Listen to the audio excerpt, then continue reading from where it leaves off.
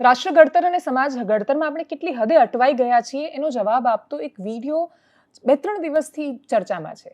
કેટલા લોકોએ જોયો હશે મને ખબર નથી, પણ એ વિડીયો જોયા પછી ખૂબ બધા પ્રશ્નો ઊભા થઈ રહ્યા છે. ઘટના રાજકોટની છે. રાજકોટમાં એક વૃદ્ધ માજી છે, એમનો વિડીયો સામે આવ્યો અને એ ખૂબ રડીને કહી રહ્યા હતા કે મારા છોકરાએ મને છોકરાની વહુએ મારીને રસ્તા પર તરછોડી દીધી છે. એના પછી એક સમાજસેવી સામે આવ્યા અને પછી એમને લઈને ગયા એમના ઘરે, એમના દીકરાને બોલાવ્યા, વહુને બોલાવ્યા અને પછી ત્યાંથી જે સંવાદ સામે આવ્યો એ ઓર પીડાદાયક છે. એ વિડીયો જેટલી જગ્યાએ ચાલ્યો ત્યાં એ જે વહુ છે જેણે પોતાના સાસુને માર્યું છે એમની તરફેણમાં એમના પડોશી લખી રહ્યા છે. એ કહી રહ્યા છે કે એમનો બહુ ત્રાસ હતો. એ ખૂબ વર્ષોથી એમની વહુને હેરાન ને પરેશાન કરતા આવ્યા હતા. છેલ્લા 14-15 વર્ષથી સતત ઝઘડા ચાલતા હતા.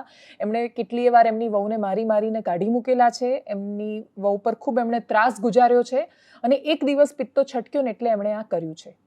આ ઘટનાના બહુ જ બધા પાસા છે. એક પાસું એ છે કે એ વહુને કોઈએ ગમે તેટલું ખરાબ કર્યું હોય, હિંસાનું આટલું સામાન્યકરણ કોઈ પણ પરિવારમાં કેવી રીતે હોઈ શકે. પણ આપણા સમાજમાં મોટા ભાગે હિંસાનું એટલી સામાન્યકરણ છે કે બાળક પર હાથ ઉપાડવું એને આપણે હિંસા જ નથી માનતા. એટલે આપણે બાળકને મારીએ કે મારવાની વાત કરીએ તો એ હિંસાનું એક સ્વરૂપ છે. એટલી સામાન્ય વાત આપણા ઘડતરમાં આવી જ નથી. એટલા માટે નથી આવી કેમ કે આપણે એવું સમજીએ એ બાળક અશક્ત છે એટલે મારીએ છીએ. થોડું સમજણું ને મોટું થાય ને એને ખબર પડે કે આ મને મારી રહ્યા છીએ ત્યારે માર નથી મારતા મોટા ભાગે. અને ત્યારે મારે છે ત્યારે એની બહુ જ ખરાબ અસર છેક સુધી રહી જતી હોય છે. એવી ઘટનાઓમાં હિંસાનું બહુ જ સામાન્ય થઈ જવું પરિવારોમાં અને પછી એ પરંપરા બની જવું એ બહુ મોટી તકલીફ છે. સૌથી પહેલા રાજકોટમાંથી જે વિડીયો અને ઘટનાક્રમ છે એના પર નજર કરીએ. તમને મને ખાવાનું કોને તમારી વોવે પછી મેં હાથે રોટલી કરવા ગઈ. હા હાથે રોટલી કરવા ગઈ. હા હાથમાંથી વેડું હાથથી મને મારી ગયો અને મને કે તું વયા જ જા, તું નથી જોતી ને કાં મરી જાય. ઓકે. તમારી વહુનું નામ શું છે? ગીતાબેન. ગીતાબેન. હા ગીતાબેન અટક અમારી અટક કે હા. બાપની તમારી અમારી ભંડેરી. ભંડેરી. હા અને જે વહુની અટક શું છે ગીતાબેન? ગીતાબેન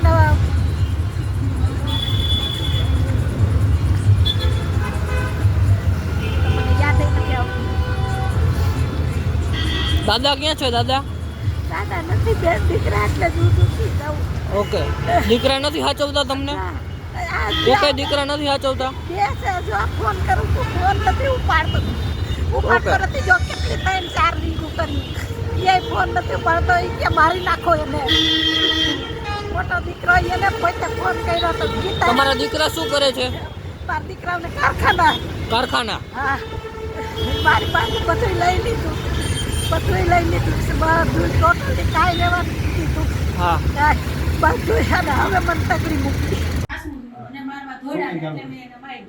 આને પેલા મને 5 થી 6 વખત મને કાઢી મૂકી. જા તાયરિયા પૂછો એની ઘરે તમે કામ આવ્યું હતું આમણે મારવા દોડે છે. એક બોલો એક એને આ તો મેં કેટલો માર ખાધો છે. 6 થી 8 વાર મને કાઢી મૂકી છે. શિવ નહીં પેલા આ ભાઈરિયા પૂછો એની ઘરે હોય નથી. મારે મારો સાંભળો છોકરો સાંભળો મારી વાત. ખૂબ ભૂલ હોય ને માવતર ની સાંભળો મારી વાત. તોય આપણે મરાય નહીં. એનો માર મેં તમે નાના છો એ વડીલ કહેવાય અને ખૂબ ભૂલ હોય ને મરાય નહીં. વાત તમારી સાચી છે પણ એ ભેડું માણા કહેવાય. તમે એના જેવા થાવ તો તમારામાં એના શું ફેર? આપણે લીગલ રીતે સમજી લેજો. આ તો હજી તો હું એક જ એવો છું. હજી હમણાં આમાં કરશો એટલે બધા આવશે. તમારું શું નામ? સંજય. તમે તમારા ભાઈ છે તમારા? બરોબર. આ ભાઈ મોટા ભાઈ. તમારે આટલો ધંધો વ્યવસ્થિત છે અને તમે માજી બે ભાઈ પાણી ઢોરમાં હતો તોય અમારે હાચવાની તમે વાત જ કરો માં પૂછો ભલે હો બોલે છે હું સમજુ છું એમ પણ કે તમે આ લેવલે તમે મારી વાત તો સાંભળો, ખબર તો હોવી જોઈએ. એમ કે અમે હાજર નહોતા. એમ કે અમારા દીકરા એમ પૂછજો. હવે લીગલી કરવું છે મારી તમારે આ બધાને હમણાં ઠેકા ભાન આવી ગયા બધાને બીજો તમારે યાર નહીં કરે કોઈ દિયા વગેરે નો લાગવાનું હોય પણ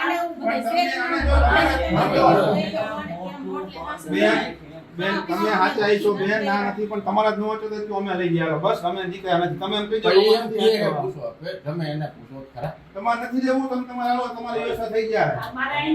જો તમારે જો એક કે તમે સાચું નથી એકો એમ હજી તમે 2-4 દી તમે તમારે પ્રેરણા કરે વિચાર કરી લ્યો. નો રહેવું તમે લઈ જઈ છે ને પણ હવે તમારી ઉપર લીગલ કરવાનું ફાઇનલ છે ભાઈ. એટલે તમને બીજી વાર ખબર પડે તમારા છોકરાઓ શીખે અને બેન તમારે આવું ન કરાય. તમારે એની બહુ ભૂલ હશે, અમે તમે સાચા છો પણ મરાય નહીં. આ લેવલે ન મરાય. તમને ન ખાવ તો તમે ન રાખો ને. વાંધો નહીં. એક જ ઈ હે ને આ બાયુના હિસાબે કાર છેડો ને એટલે. હવે ભેગું રહેવાનું છે કે તમે નક્કી કરી લ્યો. ભલે ને મારી અહીંયા રહીએ, હું તો 2 દી લઈ ગયો ને, મેં કીધું અહીંયા રહ્યો. પણ તમારે નહીં પછી આ ન થાય એ તમે જોજો ઈ પાછા. થાય. ઈ કાંઈ હું ન એમ થાય. કહું, મારે નથી રાખવા. કાંઈ વાંધો નહીં. તમારે ભાઈ ભેગું જાવ બોલે ન જાવ બોલે તમારી હવે વ્યવસ્થા ના કરો. પાડી તો કયો એને જે જોતું હોય ને અમે દઈ દેવા તૈયાર છીએ, અને આ મકાનમાં રહેવું હોય ને તો અમે ભાડે વહી આવ્યા. બરોબર? પણ બાકી હવે એ વિચારી લો મારે શું કરવું આપણે. બરોબર? આ મકાન કોના નામનું છે? મકાન કોનું નામનું છે? તો આને લીધું હોય ને. કાંઈ વાંધો નહીં. તમારી પાસે પ્રોપર્ટીમાં શું છે અત્યારે? કાંઈ નહીં. હાફ પગ મકાન હતું, કાંઈ છે એની જમીન લીધી. પણ આપણી બેન ફરજ આવે આ હા. બેટાનો. હવે અમે એને એ કહીએ છીએ સાંજે. એને આને જન્મ આપો એટલે તમે એ વાતો નકર તમે એ થોડા કોઈ બેન. એમ નહીં, અમે એને એ કીધું સાંજે કે તમારે અહીંયા રહેવું હોય ને તમે અહીંયા રહ્યો, હું ભાડે રહેવા દઉં. એટલે આ કંકાસ પૂરો થઈ એકલા ગયો. રહેવું તમારે? મારા દીકરા, હું તને તમારે એકલા રહેવું છે? ના, મારે એક હવે ધીરે ધીરે ધીરે ધીરે હવે જે એકલાય નથી રહેવું, બરોબર, મારા ભેગું નથી રહેવું. જીત કરે તો શું કરી ગયો. હા બોલો શું કીધું જો, એકલું મારે ન રહેવાય. આવડું મોટું મકાન મારાથી કામ થાય નહીં એકલી. અને બીજું કે દુનિયા શું કહે, દીકરાઓને કાઢી દીધા ડોસી. તમે? તમારો આટલો વિચાર છે, તમે નો વિચારીએ કે ભલામણ થોડું. દુનિયા એમ કહે કે ડોસી કોઈ એને કોણ કહે કામ કરવાનું? ધરાહાર કરતા હોય કોઈ કહે. ને તમને પરાણે કામ કરાવે છે? કોણ?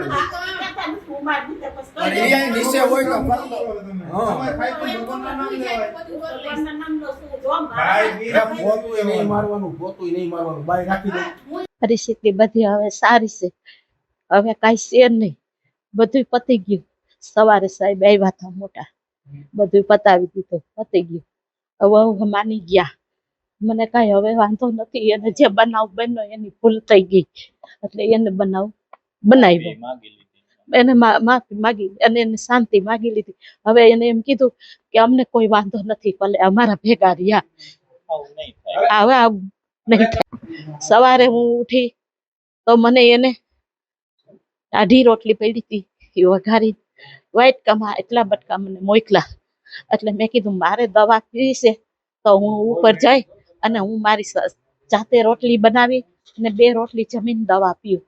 હું જાતે રોટલી બનાવવા ગઈ તો મને વેણું નહોતી દેતી, એટલે મેં કીધું તું આગી ઊભી રહે, મને ખાનામાંથી વેણું કાઢવા દે. એટલે મેં વેણું કાઢ્યું એટલે મારા હાથમાંથી વેણું આસકી અને મને મંડી મારવા મંડી. મને કે તું અહીંથી વહી જા, મારે તારું મોઢું નથી જોવું. આ દીકરો સવારે હતો, મારે તારું મોઢું નથી જોવું, તું અહીંથી વહી જા. તારા કારણે અને તારા લીધેથી મારા ઘરવાળાનું એક્સિડન્ટ થયું. અને મને ગેરશબ્દ બોલતી હતી, બહુ જ અતિશય ગેરશબ્દ બોલતી હતી. તો મને ખાર ચડ્યો, મને કે તું ભાઈ જ જા, તું અહીંથી નીકળી જા. એટલે હું મારા જાતે કપડા મારા ધોઈ અને હું નીકળી ગઈ. પછી હું દવાખાને ગઈ, પાટો બંધાયો, હાથે મને માર માર્યો, બહુ જ મન માર માર્યો. ઢોર મારે ને એમ મને માર માર્યો. મને તો લાગે છે પણ હું કોઈને દુઃખ દેવા માંગતી નથી. પછી હું ફ્લેટે ગઈ. હું ફ્લેટે હારી વાર ઊભી રહી, રિક્ષામાં બેઠી, હું રોતી હતી. રિક્ષાવાળા મને લઈ ગયો, મારી પાસેથી ભાડું ના લીધું. હું હાસું બોલીશ, ખોટું બોલીશ નહીં. અને હું વહી ગઈ, પુલ નીચે બેઠી હતી. મારે આવવું નથી અને તમે મને તેડવા આવતા નહીં. મારે હવે ઘરે આવવું નથી. મારી માથે આવા જુલમ 9 વર્ષ ત્યાં કરો છો તમે, એટલે હવે મારે નથી આવવું. હું આશ્રમમાં વહી જાઉં. મને આશરો જડે તોય ભલે, ના જડે તોય ભલે. મારે 2 ઓપ્શન છે. જો આશ્રમમાં મને આશ્રમ મારા એમ કે તમે અહીંયા રહ્યો તો રહો, અને નકર એક ઓપ્શન બીજું ઠેઠ વહી જાઓ. 2 ઓપ્શન લીધા હતા મેં. અને મને હું અહીંયા આવવા માંગતી નહોતી. હું ખોટું નહીં બોલું. આખો વિડીયો જ્યારે જોઈ રહી હતી ત્યારે ઘણા બધા લોકો એવું લખી રહ્યા હતા કે પીપળ પાન ખરંતા હસ્તી કુંપળિયા, મુજ વીતી તુજ વીતશે ધીરી બાપુડિયા, કે તમારો એ વારો આવશે ને તમારું બાળક પણ તમારી સાથે આ જ કરવાનું છે. દરેક જગ્યાએ એ ક્રમ નથી જળવાતો. અમુક જગ્યાએ એવું બાળક પણ હોય છે કે જે વર્ષોથી પોતાની માને એની સાસુ તરફથી જે પણ અત્યાચાર કે પીડા કે ત્રાસ મળતો હોય એનું સાક્ષી બનતું હોય છે, અને એના મનમાં પોતાના દાદા દાદી પ્રત્યે પણ કોઈ વિશેષ લાગણી રહેતી નથી.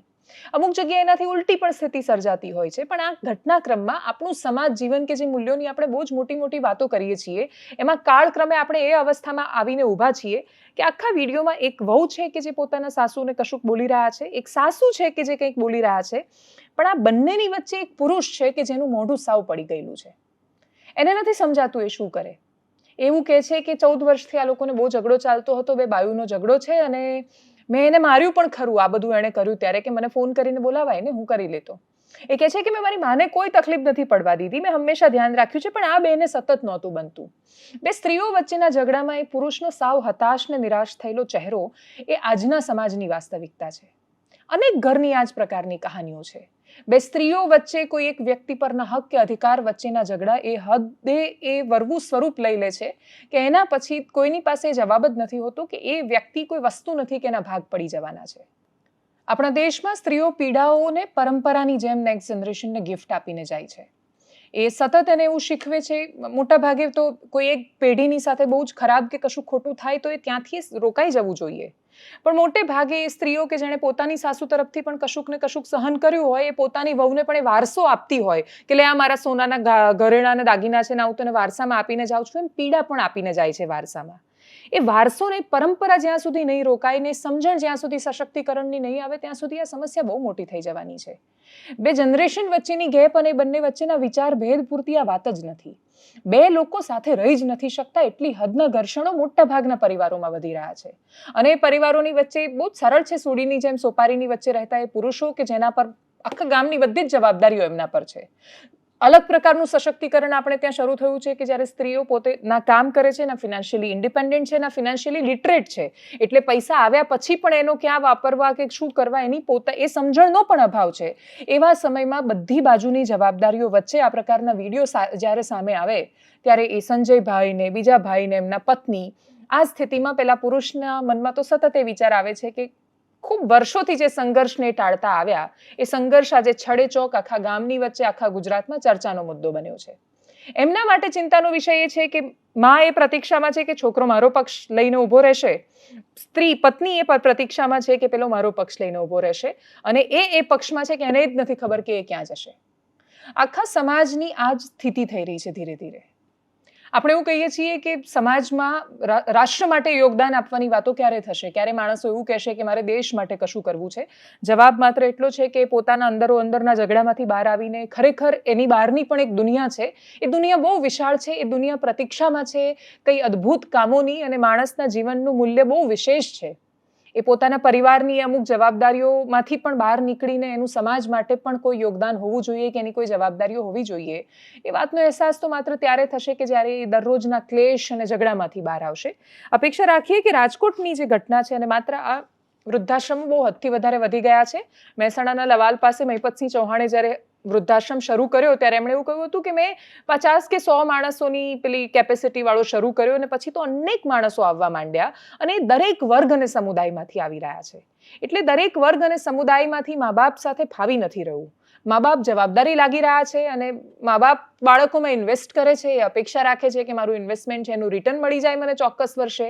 એ રિટર્ન ન મળે તો મા બાપને પણ બાળકોથી ફરિયાદો થાય છે, બાળકને અમુક સમય પછી મા બાપથી ફરિયાદો થાય છે, અને એમની પાસે બધાએ એકબીજાને કરેલા ન્યાય અને અન્યાયના હિસાબો હોય છે. એ હિસાબોની વચ્ચે સંબંધો ક્યાં સચવાયા એ કોઈની પાસે જવાબ નથી. અને કઈ પરંપરાની ને વારસાની ને મૂલ્યોની આપણે વાતો કરીએ છીએ, કયા કુટુંબના સંસ્કારોની વાતો કરીએ છીએ. ટ્રાન્સપરન્સી નામનો શબ્દ ભારતીય પરિવારોમાં બહુ જ ઓછો એક્ઝિસ્ટ કરે છે. પ્રેમના નામ પર એકબીજાને મારવું અને હિંસા એનું એટલી હદે સામાન્યકરણ થયું છે. ખુલ્લીને એકબીજાને પ્રેમ પતિ પત્ની નથી કરતા કેમ કે દુનિયા જોશે, પણ એ લોકો ઝઘડી શકે છે ખુલ્લેઆમ, અને એમના ઝઘડા વિશે દુનિયા જાણી શકે છે. આપણે ખૂબ ગંભીરતાથી આપણા કુટુંબ જીવન પર વિચારવાનો આ સમય આવ્યો છે. રાજકોટની ઘટના માત્ર તમાશાની જેમ ન જોવાતા કે કોઈકના ઘરમાં આવું થયું એટલે આય હાય આપણે હોપો કરીને માત્ર એની વાત કરીએ એટલા પૂરતી સીમિત ન રહેતા, આ ઘટનાઓને આ વિડીયો જેટલા વાયરલ થાય છે એટલી ઝડપથી વિચારમાં પણ થોડું પરિવર્તન આવે, અને વિચાર એ વચ્ચે રહેલા પુરુષનો પણ થાય કે જે એ ઘરમાં તો માત્ર તમાશો બનીને રહી ગયો છે, જેના પર બધી જ જવાબદારીઓ છે, પણ એના માટે કોઈની જવાબદારી નથી. આ સ્થિતિમાં આપણે, અને ખાસ તો આ દેશની 50% આબાદી એ વિષયમાં વિચારી શકે એવી અપેક્ષા સાથે